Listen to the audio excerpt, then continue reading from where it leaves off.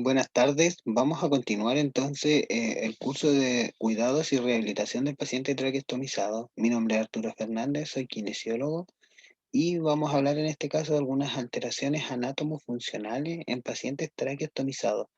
Principalmente vamos a entender algunas alteraciones del tipo estructurales al hablar de anátomo-funcionales que se producen producto de tener dispositivos de vía aérea artificial asociados a los tráquea, a la laringe, al esófago, etcétera.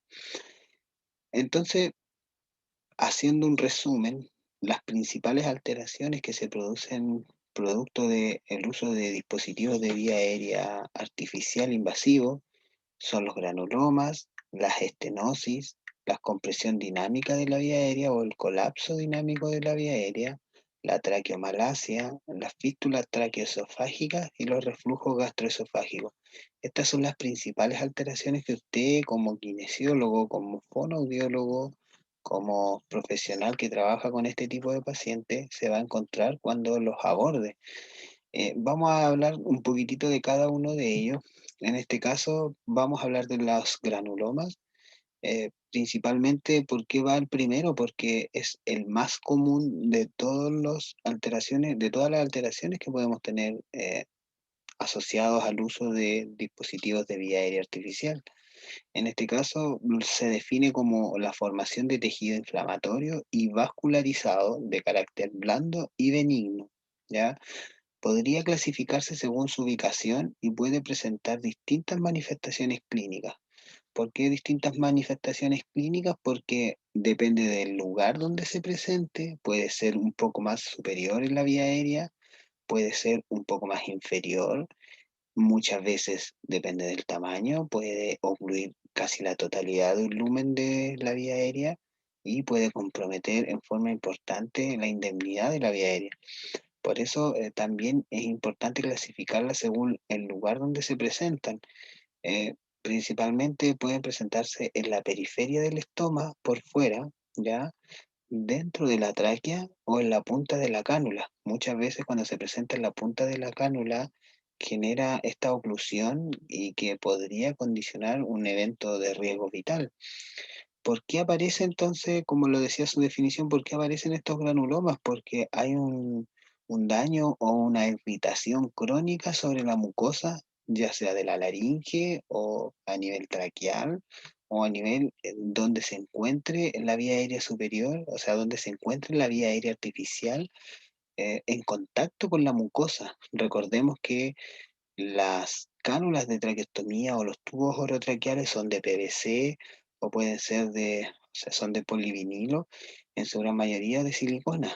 Sin embargo, el hecho de que esté utilizando este sistema por periodos prolongados, donde haya un apoyo en las paredes de la tráquea o incluso en las paredes de la piel cuando se producen estos granulomas a nivel de la periferia externo, generan esta irritación, generan un trastorno inflamatorio y por lo tanto terminan produciendo estos granulomas que van en magnitud de cada persona. Hemos visto personas que en realidad, aunque hemos manipulado mucho la tráqueo porque ha tenido que tener muchos cambios y llevan mucho tiempo con la traqueostomía, nunca han tenido un granuloma.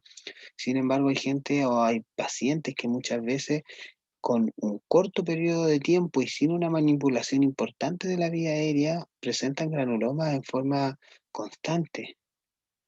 Eh, a nosotros, ¿qué les puedo contar de experiencia respecto a estos granulomas? Hemos tenido muchos pacientes que hemos tenido que postergar las decanulaciones, aun cuando ya cumplen los criterios, porque otorrino muchas veces no nos autoriza a decanular al paciente por el riesgo que conlleva tener este tipo de granulomas que eventualmente si se mueve o se desplaza o compromete o se encuentra en un lugar crítico, puede comprometer el lumen de la vía aérea.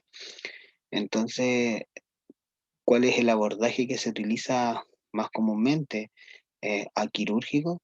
La evidencia muestra que muchos de estos granulomas se renueven en forma quirúrgica, mínimamente invasiva, si se puede decir, pero no está disponible en todos los centros.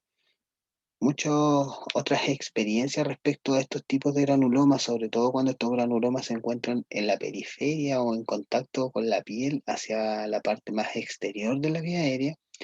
Utilizan nitrato de plata que produce, en teoría, la muerte del tejido dañado, lo va resecando el tejido dañado al ser ricamente vascularizado. Sin embargo, eh, el nitrato de plata es un compuesto fuerte, el cual no se recomienda si es que no sabe manipularlo.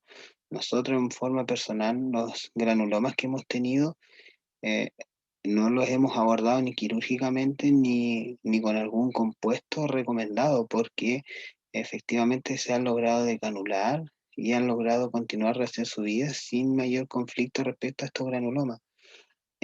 También obviamente al sacar el estímulo o la noxa que produce esta condición de estar constantemente produciendo daño en la mucosa, debería ir desapareciendo esa o reabsorbiéndose esa condición que produce un daño en la vía aérea.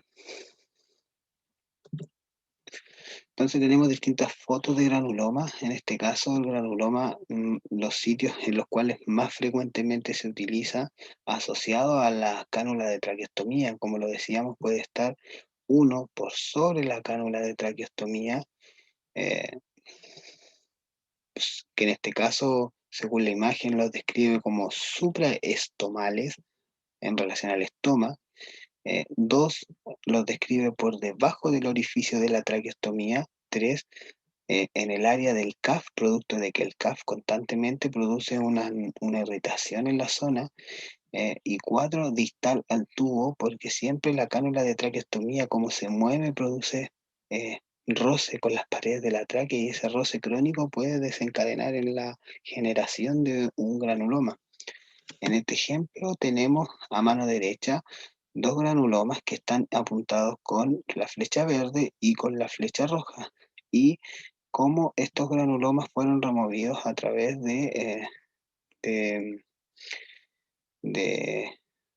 de resolución quirúrgica. Entonces nosotros vemos a mano derecha cómo después la flecha verde y la flecha roja indican que no hay absolutamente restos de esos granulomas que estaban presentes ahí. Dice tomografía espiral multicorte de tráqueas, granulomas supraestomales calcificados, ¿ya? Y granulomas en el borde distal del tubo, flecha roja. O sea, estas dos imágenes nos mostraban los lugares en los cuales más comúnmente se encontraron estos granulomas.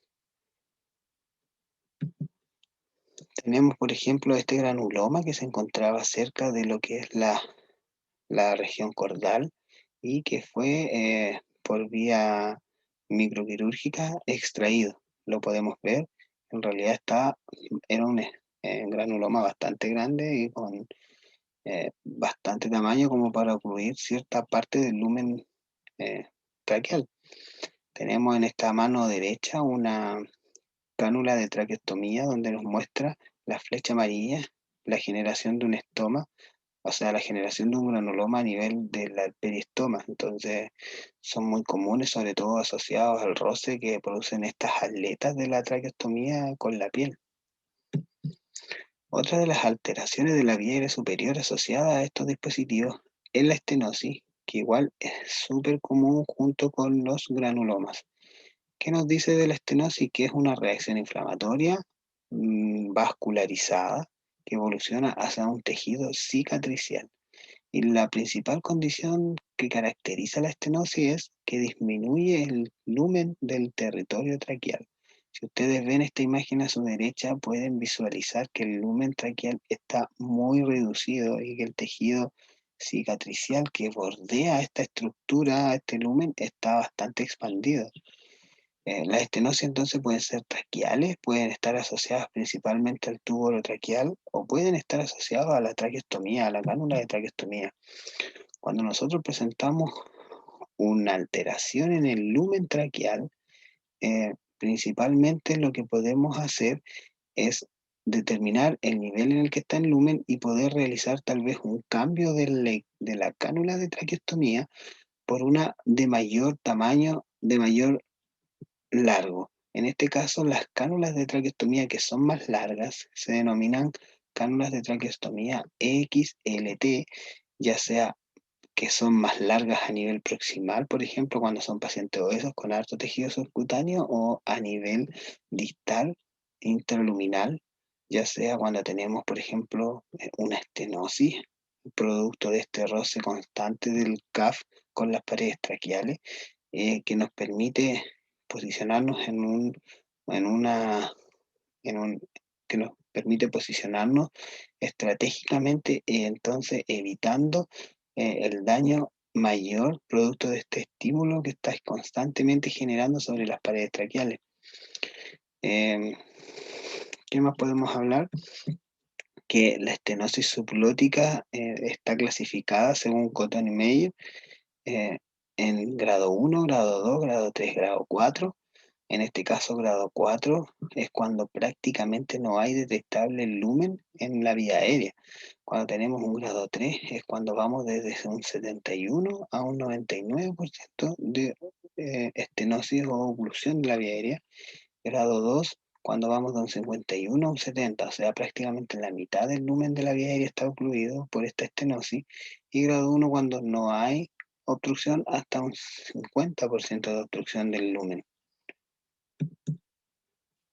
Otra alteración que encontramos es la alteración de la compresión dinámica de la vía aérea.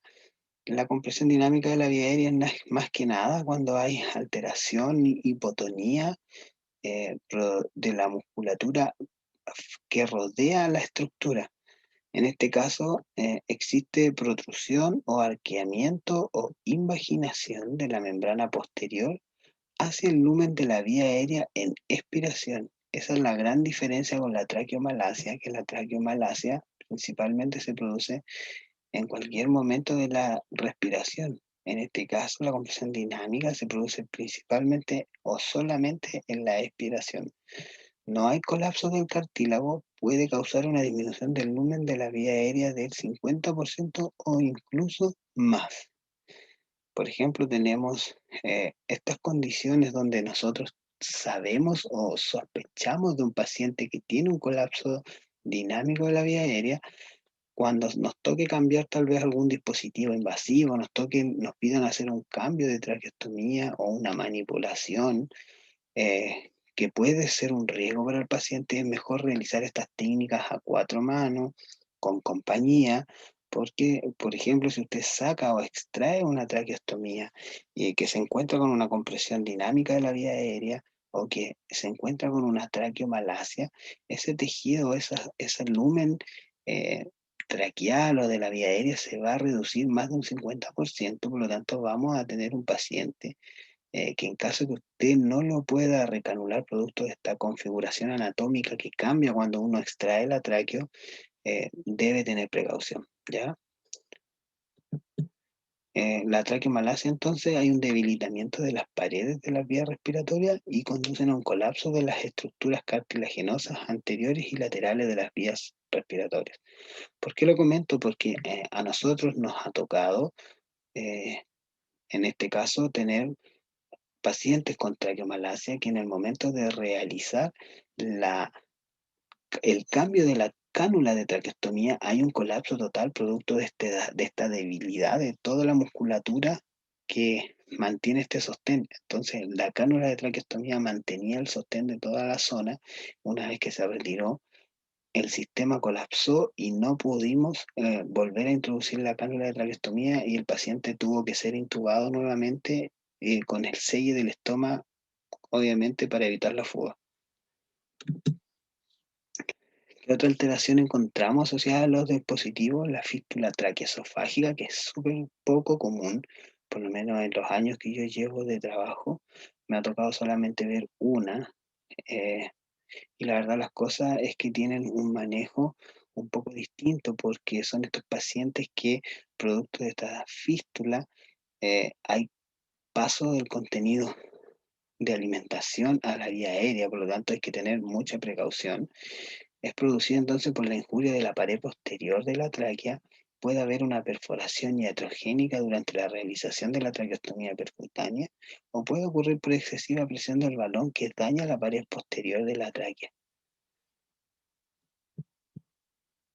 Entre las alteraciones de la vía aérea superior asociadas a dispositivos de traqueostomía y tubo traqueal también encontramos el reflujo gastroesofágico, que es muy común en los pacientes, produce irritación y ocasiona inflamación constante que lesiona la vía aérea y exacerba algunos cuadros como la presencia de granuloma. Principalmente las recomendaciones de tratamiento medicamentoso. Eh, el reflujo gastroesofágico claramente hay que tratar de evitarlo en lo que se pueda, sobre todo si tenemos pacientes con eh, granulomas, porque esta condición de excesiva irritación y ácido a nivel vía aérea superior produce exacerbación, aumento del tamaño de los granulomas y facilita la aparición de nuevos granulomas con un tejido que ya está lábil, que ya está irritado, que ya está dañado, genera la producción de muchos nuevos granulomas. Y principalmente entonces hay que tener precaución con todas las alteraciones que nos podemos encontrar cuando tenemos un paciente con traqueostomía. Son varias, son alteraciones anatómicas. La mayoría de ellas son alteraciones que no estaban antes de que el paciente se sometiera a estos procedimientos. Más que nada, lo más común, como les decía, es los granulomas. ¿A qué? ¿Cuál es el llamado? A que cuando usted manipule la vía aérea de su paciente lo haga con precaución, eh, que siempre esté revisando si la cánula de traqueostomía está bien posicionada. Lo vamos a ver en los cuidados de traqueostomía porque es muy común también encontrar estos granulomas producto de la mala manipulación profesional, al mal cuidado, y muchas veces podemos evitar estos granulomas y estas condiciones que nos retrasan la rehabilitación de nuestro paciente siendo un poco más exhaustivo en esta pesquisa.